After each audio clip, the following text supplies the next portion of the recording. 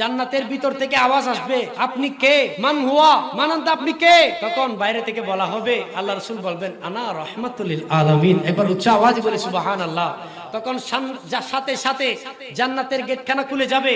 তখন আল্লাহ বলবেন, হে হে মাহমুদ, আপনার জন্য আমি জান্নাত সাজিয়েছি, আপনার শান দেখার জন্য আমি কিয়ামত বানিয়েছি, আপনার শান দেখার জন্য আমি জমিন সৃষ্টি করেছি, আমি কুল কায়নাত সবকিছু আপনার প্রেমের মধ্যে সৃষ্টি করেছি। যেই জান্নাতখানা আপনার জন্য রেডি করা হয়েছে, আপনি আর দেরি করিয়েন না, আপনি জান্নাতের মধ্যে প্রবেশ করে নিন। জুড়ে বলি সুবহানাল্লাহ। আল্লাহ রসুল প্রবেশ করবেন সেই জান্নাতের মধ্যে। আল্লাহ রসুলের পরে সমস্ত আম্বিয়ে কেরাম তারা প্রবেশ করবেন, রসুলের সাহাবীরা প্রবেশ করবেন। তখন জান্নাতের গেট যখন বন্ধ করে দিতে চাইবে, আল্লাহ রসুল বলবেন, গেট বন্ধ করিও না, গেট বন্ধ করিও না, আমি এই জান্নাতের মধ্যে থাকতে চাই না। কারণ যেই বাইরের মধ্যে আমার উম্মত রয়েছে, তারা কষ্ট পাচ্ছে, তারা সূর্যের তাপ সহ্য করতে পারবে না। আমি রহমতুল আলামিন জান্নাতের ভিতরে থাকবো, এটা আমি কখনো মেনে নিতে পারি না যতক্ষণ না পর্যন্ত আমার একটা উম্মত কিয়ামতের মাঠের মধ্যে থেকে যাবে, কষ্টের মধ্যে পড়ে যাবে, ফুলসিরাতের মধ্যে আটকে যাবে, মিজানের মধ্যে বেঁচে যাবে, ততক্ষণ পর্যন্ত এই জান্নাতের মধ্যে আমি রহমতের আলামিন থাকবো না। জুরু বলি সুবহানাল্লাহ। মিলাদ শব্দের অর্থ হচ্ছে খুশি, আনন্দ, যেটাকে আমরা নিজের মনের আনন্দ উদযাপন করি, মনের আনন্দ প্রকাশ করি। এই খুশিকে আরবিতে বলা হয় ঈদ। জুড়ে বলি সুবহানাল্লাহ। এটা আরবি শব্দ, এটা আমাদের বাংলার মধ্যে ব্যবহার হয়ে থাকে, পুরা বিশ্বের মধ্যে এই ঈদ শব্দটা ব্যবহার হয়ে থাকে। তো ঈদ আমরা সেটা স্বাভাবিকত ঈদ উল ফিতর, ঈদ উল আজহার মধ্যে ব্যবহার করি, কারণ ওই দিন আমরা 2 দিন ঈদ পালন করি। এবং এই 2 দিন ছাড়াও আমাদের মুসলমানদের জন্য আরো অনেক ঈদের দিন রয়েছে, যেমন আরাফাতের দিন, যেমন হজের দিন, জুমার দিন। আল্লাহ রসুল সাল্লাল্লাহু আলাইহি ওয়াসাল্লাম যেই বদরের যুদ্ধের দিন, যেদিন জয় লাভ করেছেন, সেই দিনও ঈদের দিন হিসেবে আল্লাহ রসুল সাল্লাল্লাহু আলাইহি ওয়াসাল্লাম ঘোষণা দিয়েছেন। উচ্চ আওয়াজে বলি সুবহানাল্লাহ। তাহলে ঈদ শুধু 2 ঈদের মধ্যে সীমাবদ্ধ নয়, এখানে শেষ নয়, আরো ঈদ আল্লাহ রসুল সাল্লাল্লাহু আলাইহি ওয়াসাল্লাম আমাদেরকে দিয়ে গিয়েছেন। আর সব চাইতে যে ঈদ সব চাইতে বেশি গুরুত্বপূর্ণ, বেশি দামি, বেশি আফজল, আল্লাহ তাআলার কাছে বেশি পছন্দনীয়, সেই ঈদের নাম হচ্ছে ঈদে মিলাদুন নবী। জুড়ে বলি সুবহানাল্লাহ।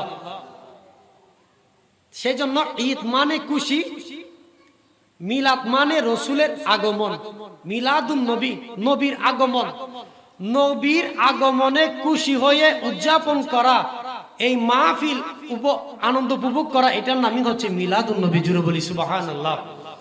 তাহলে মিলাদুন নবী আমরা যা করছি, এটা কি শরীয়তের ভিতরে নাকি শরীয়তের বাইরে?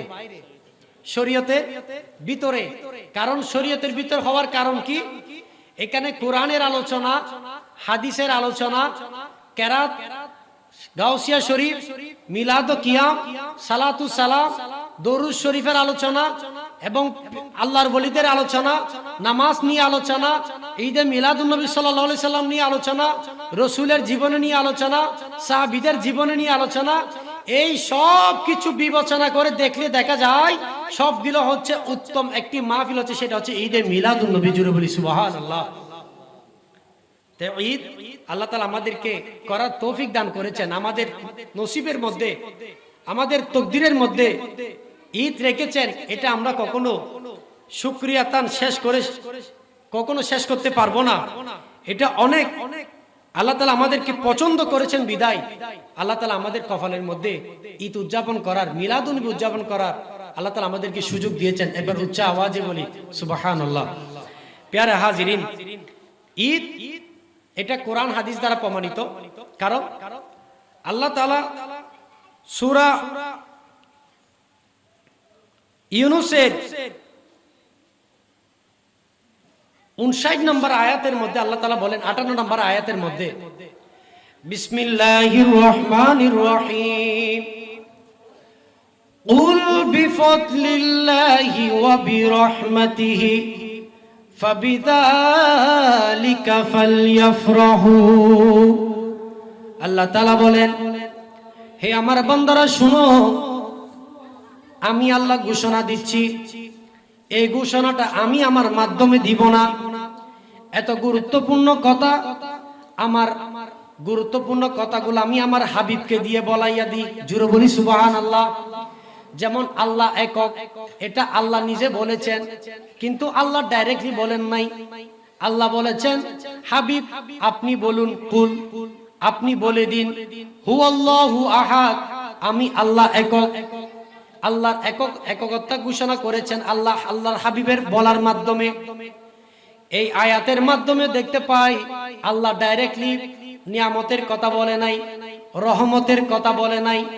আল্লাহ ডাইরেক্টলি আগে আল্লাহ রসুলকে বলতে বলেছেন, এ আমার হাবিব আপনি আপনার উম্মতদেরকে বলে দিন, কুল, আপনি বলুন, কুল বিফদলিল্লাহি, যখন আমার পক্ষ থেকে, যখন আমার তরফ থেকে কোন ফজল পাবে, কোন নিয়ামত পাবে, কোন দামি জিনিস পাবে, ওয়া বিরহমাতিহি, এবং আমার তরফ থেকে যখন কোন রহমত পাবে, তখন আপনার উম্মতদের একটি কাজ, ফালইয়াফরাহু ফাবিযালিকা ফালইয়াফরাহু, তারা এগুলা পাওয়ার পর যেন তারা উত্তম রূপে খুশি উদযাপন করে। একবার উচ্চ আওয়াজে বলি সুবহানাল্লাহ। আল্লাহ বলছেন, হে আমার বান্দারা, যদি আমার তরফ থেকে কোন নিয়ামত পাও, কোন ফজল পাও, কোন দামি জিনিস পাও, কোন রহমত পাও, তোমরা এগুলা পাওয়ার পর বসে থাকবে না, তোমরা এগুলা পাওয়ার পর আনন্দ উদযাপন করবে, খুশি উদযাপন করবে। হে আল্লাহ, সেই খুশি উদযাপনটা কি, কেমন করে করব? বলতেছে ফালইয়াফরাহু, এমন ভাবে খুশি উদযাপন করবে, হুয়া খায়রুম মিম্মা ইয়াজমাউন, তুমি যত কাজ করো না কেন, তুমি নামাজ পড়ো, রোজা রাখো, হজ করো, যাকাত দাও, সাদকা করো, মানুষদেরকে সালাম দাও, যত ভালো কাজ করো না কেন, এই ফালইয়াফরাহু হুয়া খায়রুম মিম্মা ইয়াজমাউন, তোমার সব ইবাদত থেকে রাসূলের আগমনের খুশি উদযাপন করাটা সবচেয়ে বেশি পছন্দনীয় আল্লাহর কাছে। জোরে বলি সুবহানাল্লাহ। ফালইয়াফরাহু, খুশি উদযাপন করো। তা আমরা করছি খুশি উদযাপন। আল্লাহ তাআলা আল্লাহ রাসূলকে দিয়ে আল্লাহ তাআলা নিজেই আনন্দিত হয়ে আল্লাহ তাআলা নিজেই খুশি উদযাপন করেছেন। এই আল্লাহ রাসূলকে পেয়ে তখন পুরা মক্কাবাসীর মধ্যে আসমান সহ পুরা আনন্দের মধ্যে মেতে উঠেছে। এবং এটাকে কেন্দ্র করে যে আবু জাহেল, আবু লাহাব, যিনি মুসলমান না হওয়ার পরেও, আমি সেদিন ওখানে বলেছিলাম, আল্লাহ রসুলের আগমনকে কেন্দ্র করে উনি নবী হিসেবে নয়, বাতিজা এসেছে এই খুশিতে, যিনি উনি তো আবু লাহাব তো জানেন না রসুল এসেছে, কিন্তু বাতিজা এসেছে এটা বিশ্বাস করে উনি ওনার গোলামকে আজাদ করে দিয়েছেন।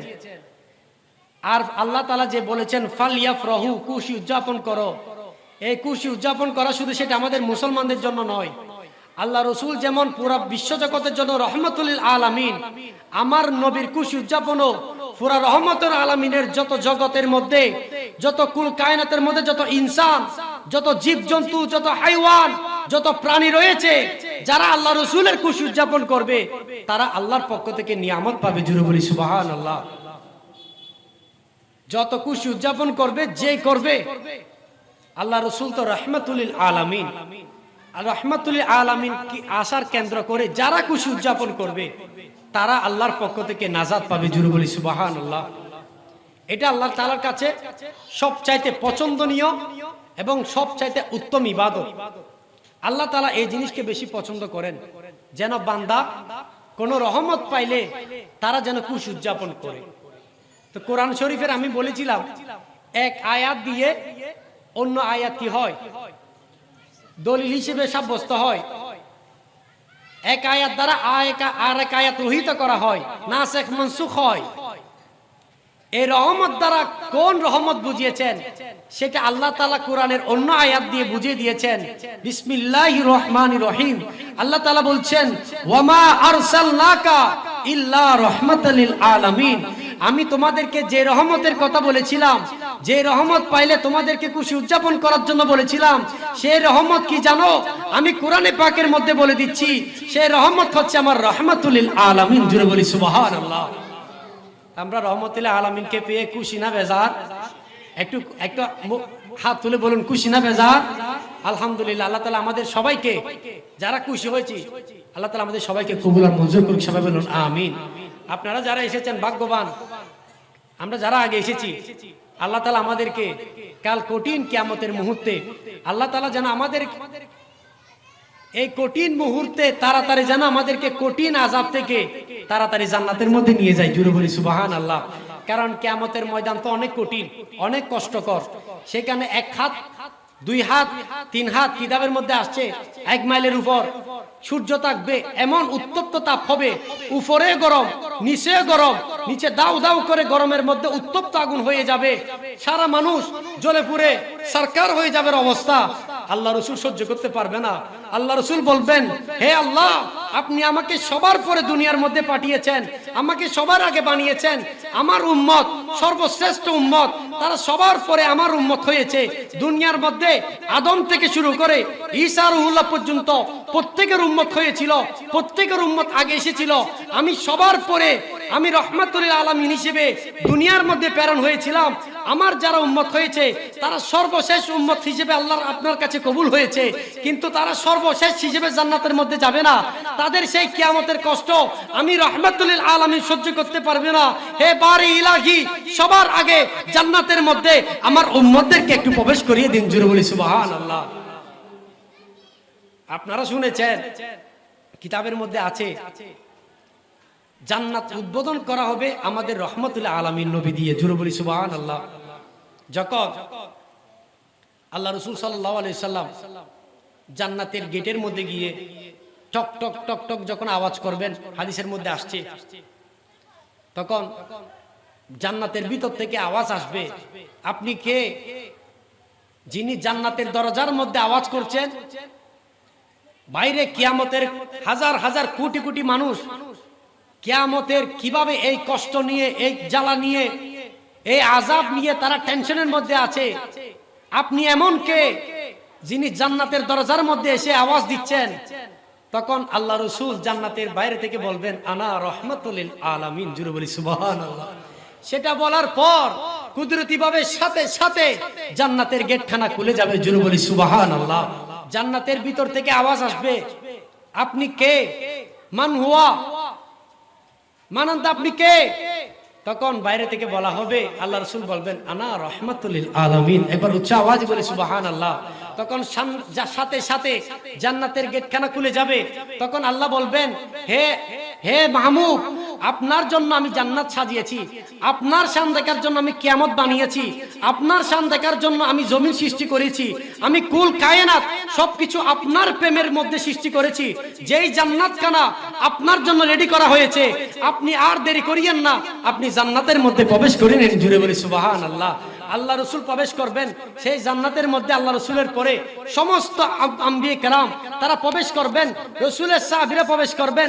তখন জান্নাতের গেট যখন বন্ধ করে দিতে চাইবে, আল্লাহ রাসূল বলবেন, গেট বন্ধ করিও না, গেট বন্ধ করিও না, আমি এই জান্নাতের মধ্যে থাকতে চাই না। কারণ যেই বাইরের মধ্যে আমার উম্মত রয়েছে, তারা কষ্ট পাচ্ছে, তারা সূর্যের তাপ সহ্য করতে পারবে না। আমি রহমাতুল আলামিন জান্নাতের ভিতরে থাকবো, এটা আমি কখনো মেনে নিতে পারি না, যতক্ষণ না পর্যন্ত আমার একটা উম্মত কিয়ামতের মাঠের মধ্যে থেকে যাবে, কষ্টের মধ্যে পড়ে যাবে, ফুলসিরাতের মধ্যে আটকে যাবে, মিজানের মধ্যে বেঁচে যাবে, ততক্ষণ পর্যন্ত এই জান্নাতের মধ্যে আমি রহমতের আলামিন থাকবো না। জুড়ে বলি সুবহানাল্লাহ।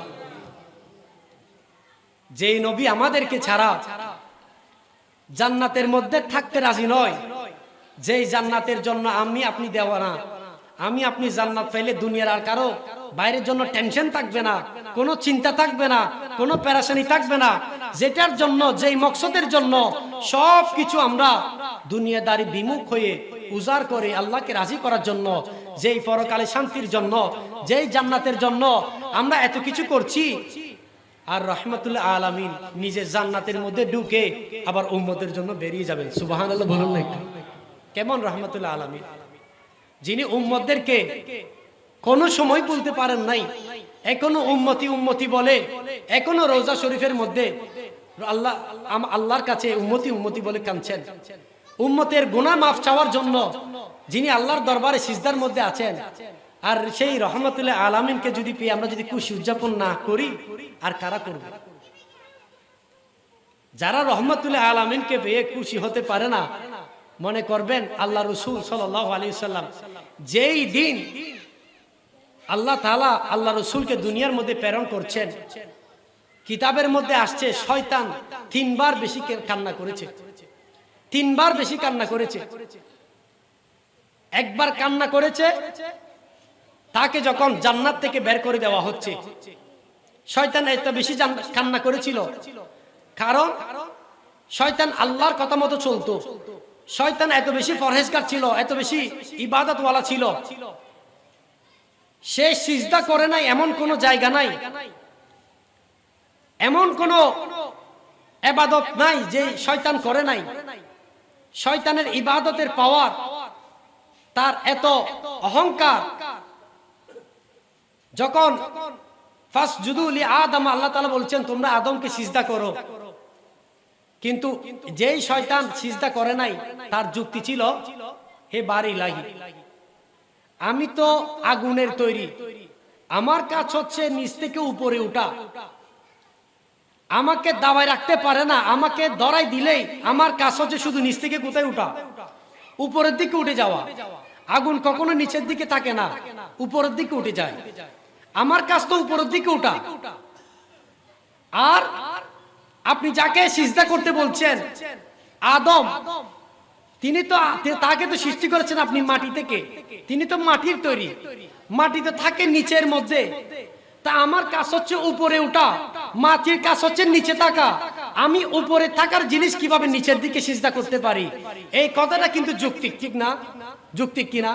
যৌক্তিক, কিন্তু ভুল কোথায়? অর্ডারটা ছিল আল্লাহর। শয়তান আল্লাহর অর্ডার না মেনে আল্লাহকে যুক্তি দেখাচ্ছে, আল্লাহর শানে বেয়াদবি করে ফেলছে। আল্লাহ তাকে শাস্তি স্বরূপ জান্নাত থেকে বের করে দুনিয়ার মধ্যে পাঠিয়ে দিয়েছেন। এই দিন শয়তান এত বেশি কান্না করেছিল, এত বেশি কান্না করেছিল, কিতাবের মধ্যে আসছে সবচাইতে বেশি শয়তান কান্না করেছিল তাকে জান্নাত থেকে বের করে দেওয়ার কারণে। তখন আল্লাহর সাথে সে প্রতিজ্ঞা করেছে, হে আল্লাহ, যার কারণে, যার জন্য, যাকে সিজদা না করার কারণে আমি জান্নাত থেকে বের হয়ে গেলাম, যেই নিয়ামত থেকে আমি বঞ্চিত হয়ে গেলাম, তার নসল থেকে কিয়ামত পর্যন্ত যত বান্দা আসবে, যত মানুষ সৃষ্টি হবে, আমি শয়তান তাদের পিছনের মধ্যে লেগে থাকবো। আমি শয়তান তাদেরকে পথভ্রষ্ট করার জন্য চেষ্টা করে থাকবো। আমি শয়তান তাদেরকে কিভাবে তোমার হেদায়েতের পথ থেকে দূরে সরানো যায়, আমি সেই চেষ্টার মধ্যে থাকবো। তখন আল্লাহ বললেন, তুমি আমার বান্দাকে যত বেশি চেষ্টা করে হেদায়েতের পথ থেকে দূরে নিয়ে যেতে পারো না কেন, আমার পথ থেকে যত বেশি তাকে দূরে রাখতে চাও না কেন, আমার বান্দা যখন হে আল্লাহ বলে একবার ডাক দিবে, আমার বান্দা যখন আমার দিকে ইবাদত করবে, আমার বান্দা যখন আমার জন্য সিজদার মধ্যে পড়ে যাবে, আমার বান্দা যখন আমার রহমতুল্লাহ আলামিনের প্রেমিক হয়ে যাবে, আমি সাথে সাথে আমার বান্দাগুলো মাফ করে দিব। জোরে বলি সুবহানাল্লাহ। শয়তান প্রতিজ্ঞা করেছে, সেজন্য শয়তান আমাদের একদম শিওরে, রগে রগে, ভিতরে ভিতরে, নামাজের ভিতরে, সব জায়গার মধ্যে শয়তান থাকে না এমন কোন জায়গা নাই। আচ্ছা দেখি বলেন তো, শয়তান সবচেয়ে বেশি কোথায় থাকে? শয়তান সবচেয়ে বেশি কোথায় থাকে? মসজিদের মধ্যে। একদম পারফেক্ট কথা। শয়তান দেখবেন গাছ বাসনার মধ্যে থাকবে না। যেখানে জোয়ার আসর হয় সেখানে শয়তান নাই, যেখানে মদের আসর হয় সেখানে শয়তান নাই, যেখানে মানুষ মারামারি হয় সেখানে শয়তান নাই, যেখানে খারাপ কাজ করা হয় সেখানে শয়তান নাই। শয়তান থাকবে ওইখানে, বলবে আমি চেষ্টা করব যারা ভালো কাজ করে, যারা নামাজ পড়ে, যারা আল্লাহর ইবাদত করে, তাদেরকে কিভাবে সেই কাজ থেকে দূরে রাখা যায়। শয়তান চেষ্টা করে ওইসব মানুষদেরকে ইবাদত থেকে দূরে রাখার জন্য। শয়তানের কাজ হলো ভালো মানুষদেরকে দূরে রাখা। সেই জন্য দেখি নামাজের মধ্যে যখন আমরা ঢুকি, যখন দুনিয়ার কোনো হিসাব মনে না পড়লেও নামাজের মধ্যে ঢুকার সাথে সাথে ওই হিসাবগুলো মনে পড়ে, ঠিক না? শয়তান আমাদের মনকে সাথে সেকেন্ডের মধ্যে নামাজের মন থেকে বের করে দেয়। আপনি যখন ফুটবল খেলা দেখবেন, যখন ক্যারাম খেলা দেখবেন, যখন ক্রিকেট খেলা দেখবেন, এই খেলার কঠিন মুহূর্তগুলো আপনাকে কেউ কথা বললে চাইলে আপনি কথা বলতে পারেন না, কেউ ডিস্টার্ব করলে আপনি সেদিকে মন দেন না। আপনার ফোকাস, আপনার মন, আপনার দিল সম্পূর্ণ খেলার দিকে, সম্পূর্ণ মনোযোগ খেলার দিকে, এত বেশি খেলার দিকে। কারণ কি বলছে? ওইখানে তো শয়তান নাই, আপনি নিজেই, আপনাকে শয়তান এমন ভাবে সেদিকে তাওয়াজ্জু করে দিয়েছে, শয়তান ওইখানে গিয়ে ডিস্টার্ব করে। যেই ব্যক্তি আল্লাহর দিদারে চলে যেতে চায়, আস-সালাতু মিরাজুল মুমিনিন, যেই ব্যক্তি আল্লাহর সাথে সাক্ষাতের মধ্যে চলে যেতে চায়, যেই ব্যক্তি আল্লাহর দিদার পাওয়ার জন্য পাগল হয়ে যায়, তাকে কিভাবে আল্লাহর পথ থেকে দূরে রাখা যায়, শয়তান সেটাই সেই কাজের মধ্যে ব্যস্ত হয়ে পড়ে। উচ্চ আওয়াজে বলি নাউজুবিল্লাহ। সেই জন্য শয়তান দেখবেন যে ভালো কাজের মধ্যে শয়তান বেশি। কোরআন তেলাওয়াত করতেছেন, এক পৃষ্ঠা করার পর কিভাবে তাড়াতাড়ি কোরআন বন্ধ করে ফেলবেন, আমাদের চিন্তা থাকে সেটা। কোরআন পড়লে অথচ অন্তর পরিষ্কার হয়, মনের মধ্যে শান্তি আসে, এটা ঠিক, আমাদের মনের মধ্যে শান্তি লাগে। কিন্তু শয়তান আমাদেরকে এমন ভাবে ধারণা দেয়, কিভাবে আমরা কোরআন তেলাওয়াত থেকে উঠে যাই। মসজিদের মধ্যে একটু ঢুকলেই আমাদেরকে শয়তান বারবার তাড়না দেয়, কিভাবে তাড়াতাড়ি মসজিদ থেকে বের হয়ে যায়। আল্লাহ রসুল দুনিয়ার মধ্যে আসার পর সবাই খুশি হয়েছে, খুশি হইতে পারে নাই কে? শয়তান। এই শয়তান একবার কান্না করেছে জান্নাত থেকে বের হওয়ার পর, আরেকবার কান্না করেছে যেই দিন আমার পেয়ারা রসুল মক্কার জমিনের মধ্যে হযরতে আব্দুল্লাহর ঘরে, হযরতে মা আমেনার ঘরে তশরিফ আনতেছেন, সেই দিন শয়তান এমন ভাবে কান্না করেছে, পুরো আরশ পর্যন্ত কান্নার মধ্যে তার কান্নার আওয়াজ শুনতে পেয়েছিল। আমার রাহমাতুল আলামিন যে দুনিয়ার মধ্যে আসতেছেন, উনি তশরিফ নিয়ে আসতেছেন, এটা দেখে শয়তান এত বেশি কান্নার মধ্যে ভেঙে পড়লো। কারণ জানেন, শয়তান জানেন দুনিয়ার মানুষ গুনার মধ্যে লিপ্ত থাকবে, তারা খারাপ কাজের মধ্যে লিপ্ত থাকবে, তারা সর্বদা গুনার মধ্যে লিপ্ত থাকবে। তাদের অন্তরের মধ্যে যখন রহমতুল আলামিনের প্রেম থাকবে, ওই প্রেমের কারণে তারা সবাই নাজাত পেয়ে যাবে। জোরে বলি সুবহানাল্লাহ। সেই জন্য শয়তান সেই দিন বেশি কান্না করেছে। তাই এখন দেখা যায় মিলাদুন নবীর মাস আসলেও আমাদের মানুষের মধ্যে কিছু মানুষ আছে, তারা কান্না করে, ঠিক কিনা? তারা খুশি কান্না করে না, তারা নারাজ হয়ে, বেজার হয়ে তারা কান্না করে। কারণ আমরা ঈদ উদযাপন করি, আনন্দ উদযাপন করি, আমরা মিলাদুন নবী করি, রসুলের জশ্নে জুলুস করি, পুরা চট্টগ্রাম, পুরা পৃথিবী রসুলের আসার আগমন কেন্দ্র করে পুরা চট্টগ্রাম, পুরা বাংলাদেশ, পুরা পৃথিবী সাজিয়ে যায়। আর একদল মানুষ আসে, সেগুলা দেখে দেখে ঘরের মধ্যে কান্না করতে থাকে নারাজ হয়ে, ঠিক কিনা? তাহলে বোঝা যায় যেই দিন রহমতুল্লাহ আলামিন এসেছিলেন সেই দিন কান্না করেছেন শয়তান। আর বাড়ি রবির নূর আসলে আর মানুষ রূপে কিছু শয়তানও কান্না করে। কথা বলেন ঠিক কিনা? আল্লাহ তাআলা আমাদেরকে তাদের থেকে হেদায়েত নসিব করুক, সবাই বলুন আমিন। আমাদেরকে তাদের থেকে বাঁচার তৌফিক দান করুক। প্যারা হাজিরিন, আমরা জুলুস শুধু আমরা রহমতুল্লাহ আলামিনকে পেয়ে আমরা করছি তাই নয়, শুধু রহমতুল্লাহ আলামিন যেই দিন মক্কা থেকে মদিনার জমিনের মধ্যে আল্লাহ রসুল সাল্লাল্লাহু আলাইহি সাল্লাম তশরিফ নিয়ে যাবেন, যখন মক্কার কাফেররা আল্লাহ রসুলকে এত বেশি কষ্ট, এত বেশি নির্যাতন করতেছেন, আল্লাহ রসুলকে হত্যার ষড়যন্ত্র করতেছেন, তখন আল্লাহ তাআলা বললেন, হে হাবিব, আপনি মক্কার থেকে একটু মদিনার মধ্যে তশরিফ নিয়ে যান। জোরে বলি সুবহানাল্লাহ। মদিনার মানুষ আপনার জন্য দেওয়ানা, মদিনার মানুষ আপনার জন্য পাগল, ওই মদিনার জমিন আমার কাছে বেশি প্রিয়। হে হাবিব, আপনি মক্কা থেকে একটু মদিনার মধ্যে তশরিফ নিয়ে যান, সেখানে আনসার থাকবে, তারা আপনাকে সহযোগিতা করবে। যেই দিন মক্কা থেকে আল্লাহ রসুল মদিনার মধ্যে তশরিফ নিয়ে যাওয়ার প্রতিজ্ঞা করলেন, মদিনাবাসীদের কাছে আগে থেকে তাদের কাছে খবর পৌঁছে গিয়েছে যে মক্কা থেকে মদিনার জমিনের মধ্যে মদিনার রসুল তশরিফ নিয়ে আসবেন, মদিনার আরবি মদিনার মধ্যে তশরিফ আনবেন। সেই দিন থেকে কিতাবের মধ্যে আসতেছে, মদিনার বাসীদের কাছে খবর পৌঁছেছে রবিউল আউয়াল মাসের 1 তারিখ। জোরে বলি সুবহানাল্লাহ। 1 তারিখ থেকে তারা এত বেশি অপেক্ষা করতেছে। তারা সকাল হলেই, সেই মদিনার মধ্যে 2টি গোত্র ছিল, একটা হচ্ছে আউস আর একটা হচ্ছে খাজরাজ। এই 2 গোত্রের মানুষ সবাই বের হয়ে সকাল হওয়ার পর থেকে, আরেকটি পাহাড় ছিল, অনেক উঁচু পাহাড়, যেটার নাম এসেছে কিতাবের মধ্যে হাররা। এই হাররা পাহাড়ের মধ্যে মদিনার মানুষ সকালে উঠে, ছেলে মেয়ে নারী পুরুষ যুবক বৃদ্ধ সবাই উঠে শুধু ওই পাহাড়ের দিকে থেকে চেয়ে থাকতো কখন মদিনার রাসূল মদিনার মধ্যে তশরিফ আনবে। জুড়ে বলি সুবহানাল্লাহ। একদিন নয়, 2 দিন নয়, 3 দিন নয়, 4 দিন নয়, 1 তারিখ থেকে শুরু করে 12 তারিখ পর্যন্ত তারা মদিনাবাসীরা অপেক্ষা করতেছে কখন মদিনার রাসূল মদিনার মধ্যে তশরিফ আনবেন। যেই দিন রহমতুল আলামিন মক্কা থেকে মদিনার মধ্যে তশরিফ নিয়ে গেলেন, কিতাবের মধ্যে আসতেছে সেই দিনও ছিল রবিউল আউয়াল, 12 রবিউল আউয়াল। জুড়ে বলি সুবহানাল্লাহ। তারা আল্লাহ রসুলকে পেয়ে এত বেশি খুশি উদযাপন করেছে, তখন পুরা মদিনাবাসীদের মধ্যে একটা আনন্দ জুলুস বের হয়ে গিয়েছিল। মদিনাবাসীরা সবাই হই ছই করে তারা নাতে রসুল পাঠ করতে লাগলো।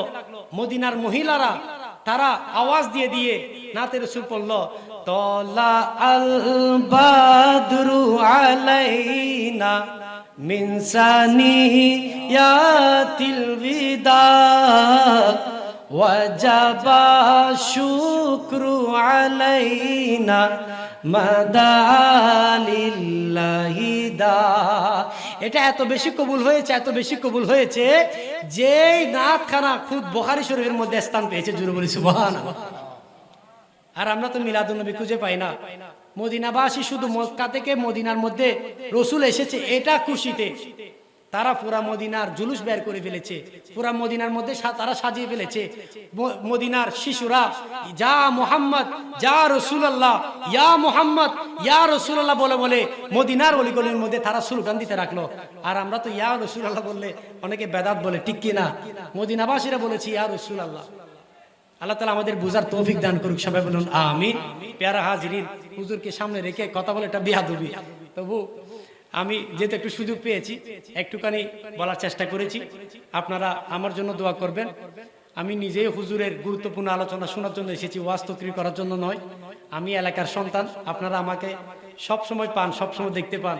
আমার জন্য দোয়া করবেন, আল্লাহ তাআলা আমাকে যেন সুন্নিয়তের জন্য মুজাহিদ হিসেবে কবুল করে। সবাই বলি আমিন। আমার সিনার মধ্যে যেন আল্লাহ তাআলা কোরআন হাদিস, ইলমে ফিকহ, ইলমে নাফি, ইলমে লাদুনী দিয়ে ভরপুর করে পুরা বিশ্বের মধ্যে আমার মাধ্যমে যেন আল্লাহ তাআলা আমার মাধ্যমে যেন সুন্নিয়তের খেদমত নেই। আল্লাহ তাআলা আমাকে কবুল আর মঞ্জুর করুক। সবাই বলুন আমিন। এবং হুজুরদের দোয়া যেন আমার উপর থাকে। আল্লাহ তাআলা আমাদেরকে সবাইকে কবুল আর মঞ্জুর করুক। সবাই বলুন আমিন। ওয়া মা আলাইনা ইল্লাল বালাগ। আসসালামু আলাইকুম ওয়া রাহমাতুল্লাহি ওয়া বারাকাতুহু।